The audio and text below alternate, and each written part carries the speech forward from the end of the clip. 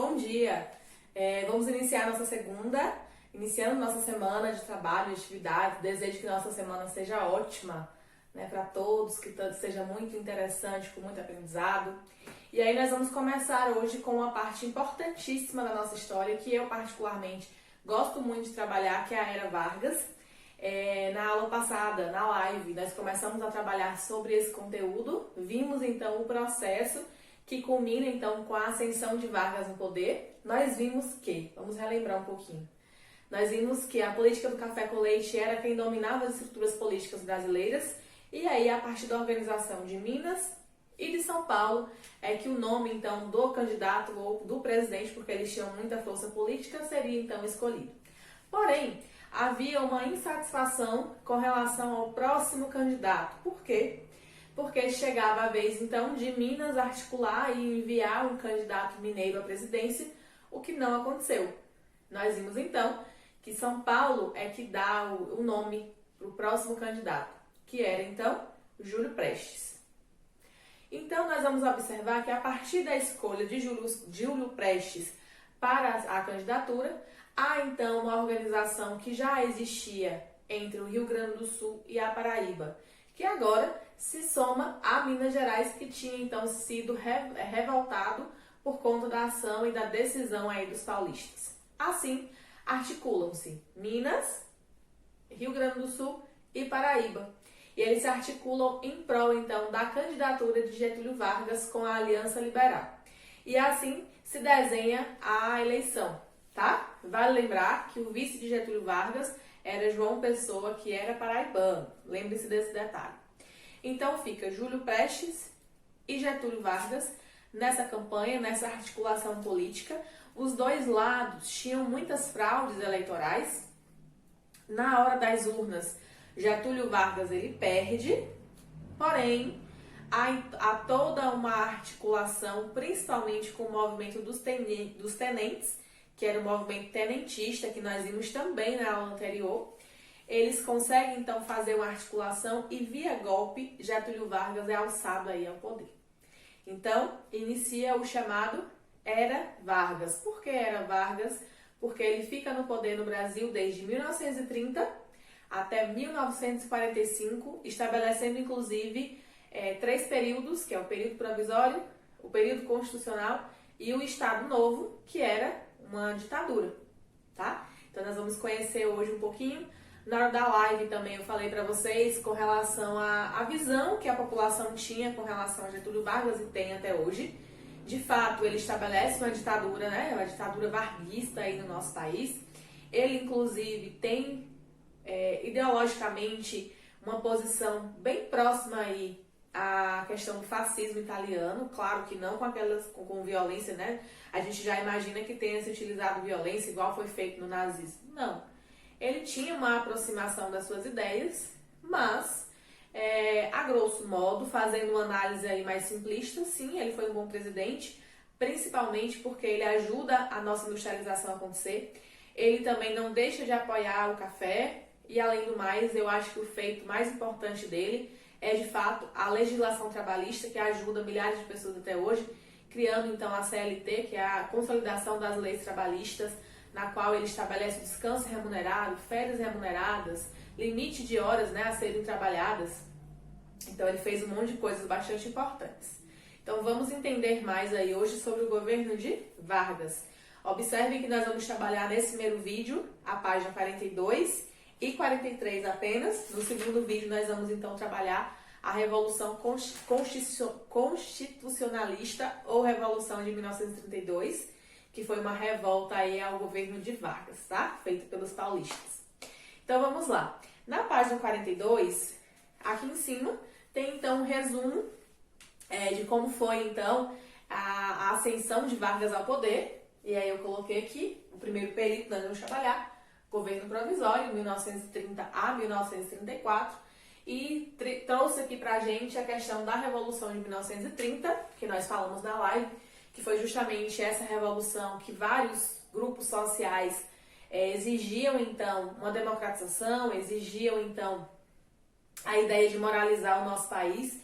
E aí esses grupos, principalmente pautados aí dos tenentes, eles alçam Getúlio Vargas ao poder. Então foi a partir da Revolução de 1930 que vários setores aí da sociedade exigem que Getúlio Vargas assuma o poder e não Júlio Prestes, que foi eleito. Então, gente, eu trouxe aqui duas palavras que resumem bastante os primeiros anos aí de Getúlio Vargas no poder, que é a palavra trabalhismo e a outra palavra é o nacionalismo. Por que trabalhismo? Porque no seu discurso ele exigia então e queria que os brasileiros trabalhassem. Ele dizia então que só a partir do trabalho é que o Brasil iria se desenvolver. Inclusive, por muitas vezes ele foi às ruas em canteiros de obra e ele mesmo mexia nas máquinas e ia então com esse slogan de ser trabalhador, e o trabalhismo é que ia então fazer com que o Brasil se desenvolvesse. E a outra palavra que eu disse, o outro conceito, é nacionalismo, que é justamente o viés ideológico trazido pelo fascismo, essa ideia de valorizar o Brasil. Tanto é que as principais estatais do Brasil foram criadas no período de Getúlio Vargas, com destaque a Petrobras. Tá? Então ele tinha essa ideia dos símbolos nacionais.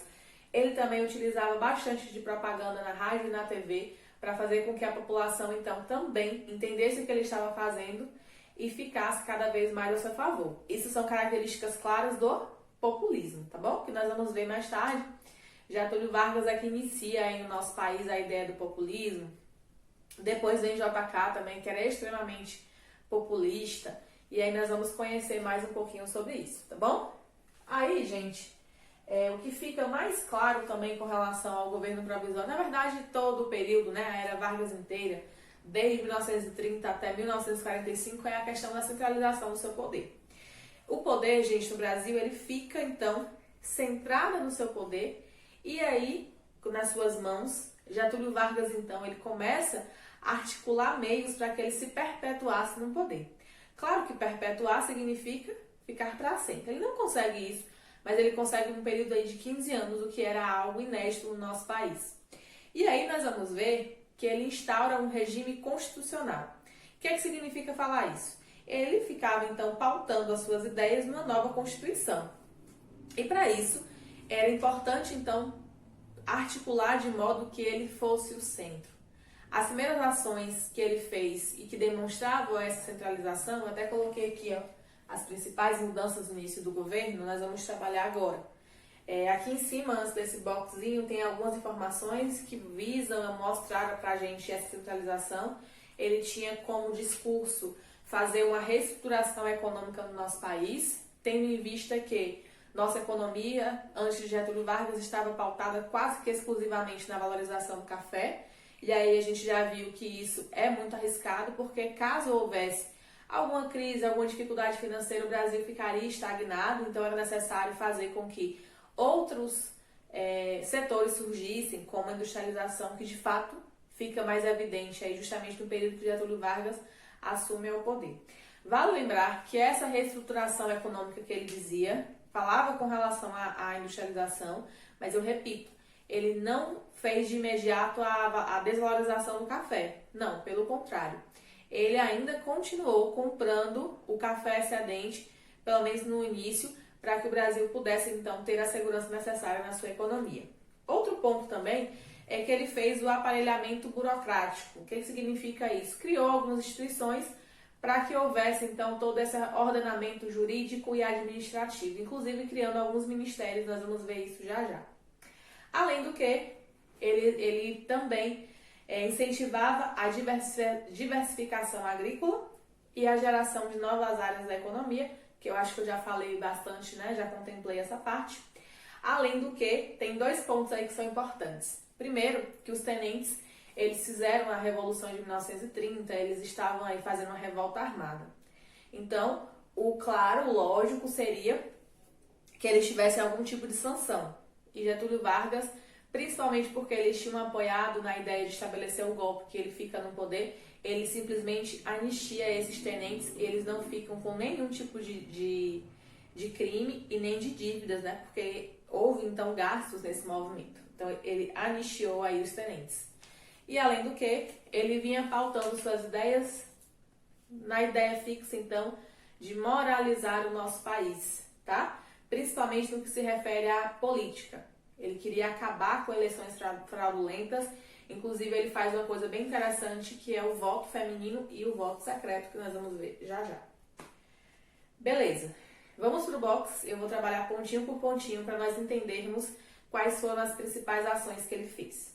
A principal ação que ele fez, e isso, claro, é negativo, foi a dissolução do Congresso Nacional e dos legislativos estaduais e municipais, ou seja, a Câmara, o Senado, as câmaras estaduais e municipais foram fechadas, principalmente o seu objetivo era centralizar o poder nas suas mãos e fazer com que ele tivesse liberdade para fazer essa revolução que ele queria.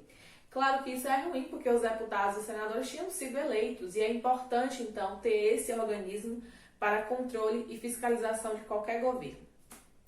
Ele também fez a concessão ao presidente de poder elaborar as leis. Claro, ele dissolveu a Câmara e o Senado, quem elaborava as leis era ele. Ele também nomeou os interventores federais. O que significa dizer isso? Nós estamos organizados hoje no sistema federalista, que fica o governo federal, e os governos estaduais. Naquele momento, não eram governadores estaduais, e sim interventores. Outra alteração também é que os interventores eles eram escolhidos pelo presidente, não eram eleitos como é hoje.